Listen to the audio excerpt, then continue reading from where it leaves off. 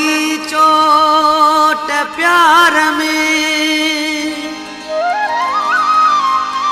न रहयासी जीण जहड़ा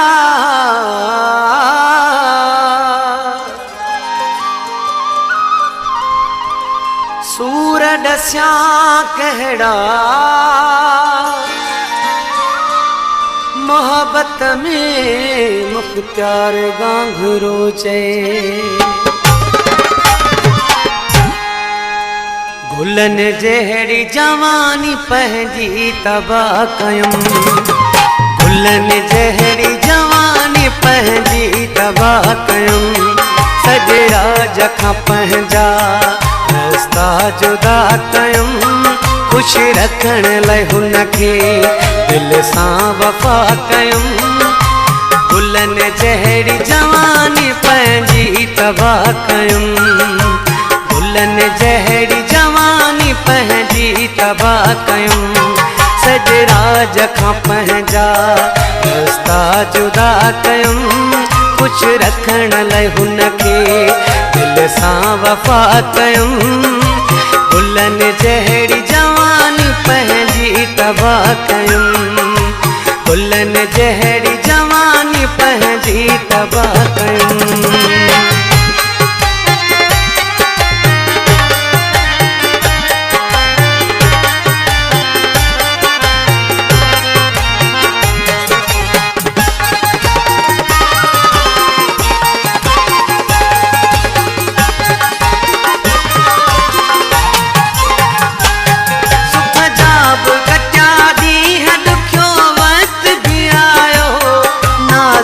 हुयो माण्हू सब मुंह पाण ते बसायो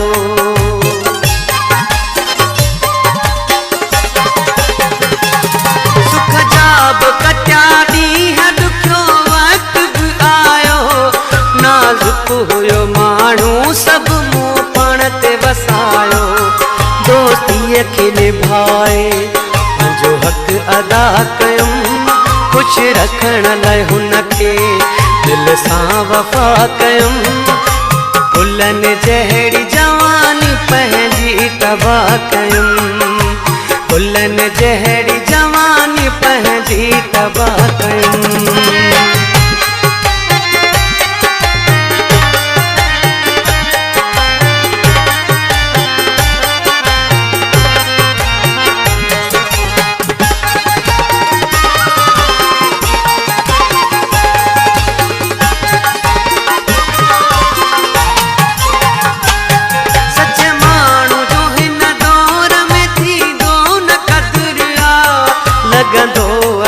सीने में पोए पवंदी ख़बर आ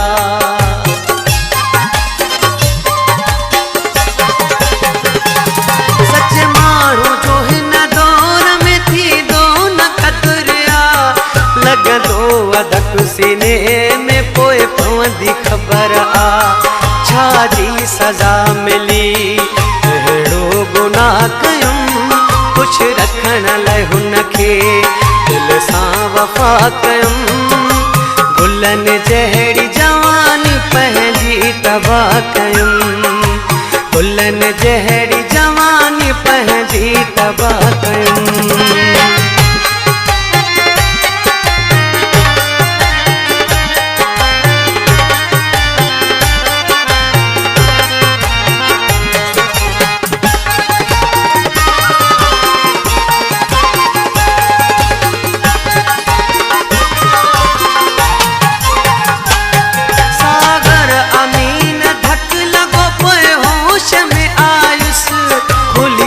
वई आवाज़ जॾहिं अकेलो थी विस